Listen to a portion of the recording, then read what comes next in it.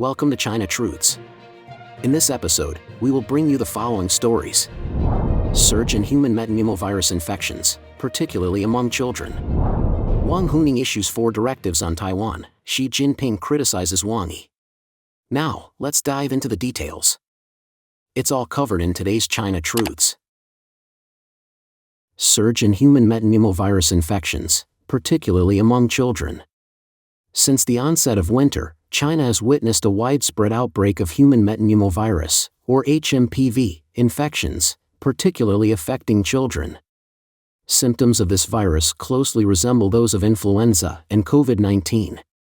Residents in Shaanxi province revealed that local hospitals are overwhelmed with young patients suffering from HMPV.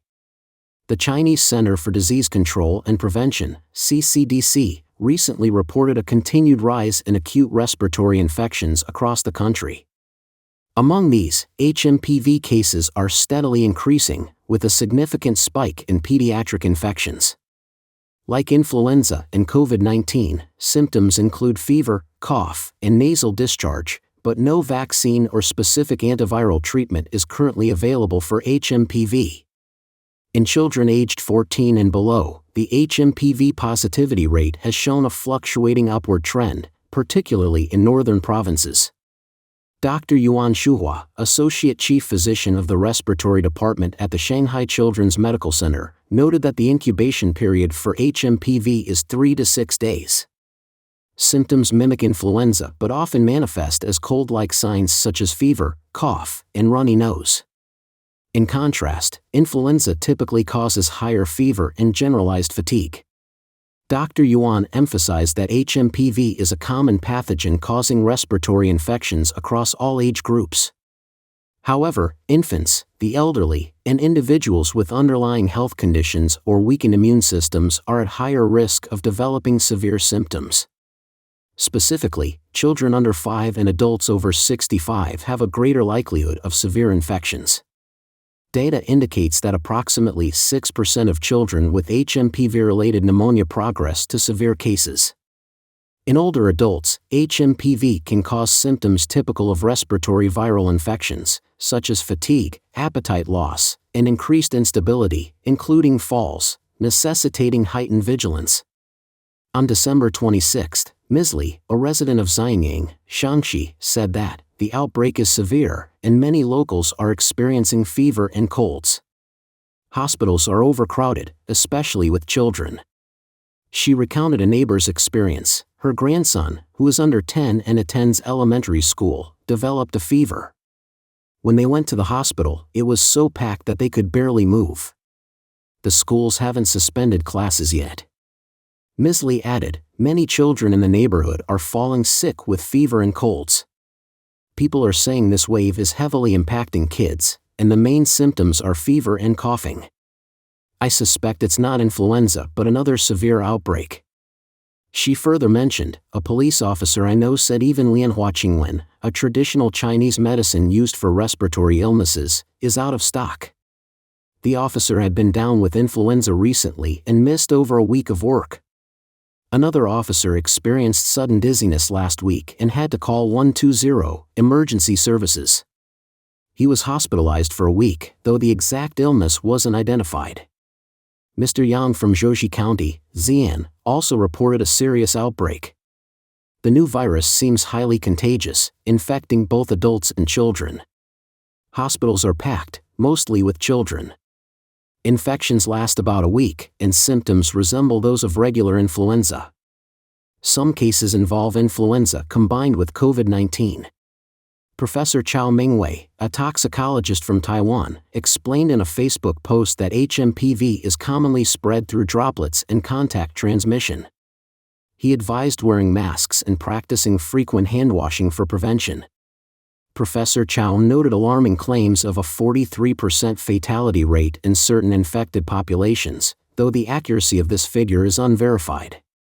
A 2020 study published in The Lancet Global Health estimated that in 2018, over 14 million children under 5 contracted HMPV globally, with over 600,000 hospitalizations and more than 16,000 deaths. The estimated mortality rate was approximately 0.1%. Hong Kong's Center for Health Protection highlighted that HMPV is a single-stranded RNA virus that can cause acute respiratory infections in people of all ages.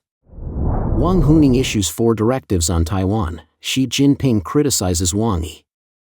On December 20, 2024, Taiwan's Legislative Yuan, led by an alliance between the Kuomintang, KMT, or Blue, and the Taiwan People's Party, TPP, or White, passed the Public Officials Election and Recall Act, Constitutional Litigation Act, and Fiscal Revenue and Expenditure Allocation Act in a third reading, sparking controversy. Yuan Hongbing, an Australia-based scholar focused on cross-strait issues, said that Wang Huning, the CCP's top official overseeing Taiwan affairs, issued 4 directives to Taiwan-related agencies per Xi Jinping's instructions. Yuan Hongbing recently said that the forced passage of the 3 bills in Taiwan's Legislative Yuan has triggered a major constitutional crisis in Taiwan, which he claims has hidden motives behind it. According to Yuan, information was recently relayed by conscientious individuals within the CCP who risked their lives to expose internal dynamics. In mid to late November 2024, Wang Huning, a member of the CCP Politburo Standing Committee and chairman of the Chinese People's Political Consultative Conference, CPPCC, issued 4 directives to the Taiwan Affairs Office, TAO, and the Central Taiwan Affairs Office based on Xi Jinping's so-called important remarks. In the CCP system, Xi Jinping is the head of the Central Leading Group for Taiwan Affairs, with Wang Huning as the sole deputy head and Wang Yi, who also serves as Minister of Foreign Affairs and Director of the Central Foreign Affairs Office, as Secretary General. The Central Taiwan Affairs Office and the State Council Taiwan Affairs Office operate as a single entity with dual titles. According to Yuan, the 4 directives issued by Wang Huning are as follows. Directive 1. Wang stated that the judicial investigation and arrest of Ko Wen-jae in Taiwan represented a significant loss for the CCP's United Front efforts. This incident, he noted, highlights weaknesses in the Central Taiwan Affairs Office's work and its ability to protect United Front allies, a matter that Xi Jinping harshly criticized. Directive 2, Wang called for a strong counterattack within Taiwan's Legislative Yuan, mobilizing pro-unification and patriotic energies to counteract the failure of the Ko Wen-jae incident. This counterattack, Wang said, should surpass the scale of the May 28 passage of the National Parliament Reform Act. The CCP aims to demonstrate its political influence and claim control over Taiwan's legislative body through this operation. Directive 3, Wang directed the Central Taiwan Affairs Office and the State Council Taiwan Affairs Office to prioritize fostering belief among pro-unification forces in Taiwan. The message: while no timeline for unification has been set, the process will accelerate. He also instructed that the Kuomintang and Taiwan People's Party be informed that they should not plan for the 2028 Taiwan elections, as the CCP will not allow another election that benefits the Democratic Progressive Party, DPP, or pro-independence forces. Directive 4, Wang ordered the 2 Taiwan Affairs Offices to assure pro-unification forces in Taiwan that the mainland is their strong backing. They must act with greater courage and confidence in anti-independence and pro-unification activities, showing stronger fighting spirit despite suppression. Wang further promised that after unification, any acts of retribution by pro-independence forces against pro-unification individuals would be punished, and their contributions to unification would be recognized and rewarded. Yuan Hongbing noted that Taiwan's Legislative Yuan chaos aligns with Wang Huning's directives, particularly the 3rd directive, which indirectly outlines a timeline for military unification. He remarked, the competition among the DPP, KMT, and TPP is no longer a normal democratic rivalry or rule of law competition.